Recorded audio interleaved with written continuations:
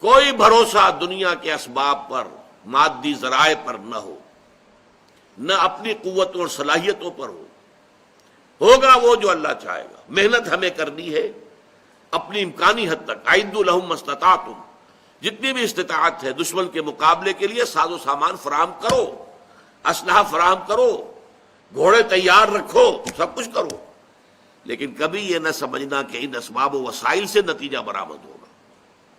نتیجہ اللہ کی مرضی سے برآمد ہوگا۔ توکل تمہارا اللہ کی ذات پر ہونا چاہیے۔ 12,000 کی تعداد میں جب فوج تھی مسلمانوں کی، اس وقت غزوہ حنین میں کچھ لوگوں کے دل میں خیال آ گیا کبھی ہم 313 ہوتے تھے شکست نہیں کھاتے تھے، آج تو 12,000 ہے، کیسے شکست کھائیں گے؟ اور ہوا کیا وہاں؟ حوازن کے تیر انداز جو چھپے بیٹھے ہوئے تھے پہاڑوں کے اندر، جب وادی میں لشکر آگے آئے تو پھر جو آئی ہے بوچھاڑ تار جو تیروں کی، تو بھگدڑ مچ گئی، سب کے سب بھاگ گئے۔ بعض روایات میں تو آتا ہے حضور کے پاس صرف 30 یا 40 افراد رہ گئے۔ یہ مولانا شبلی نے لکھا ہے، اگرچہ ان کے شاگرد رشید مولانا سید سلیمان ندوی نے اصلاح کی کہ نہیں، 300-400 کی حد تک آدمی رہ گئے تھے۔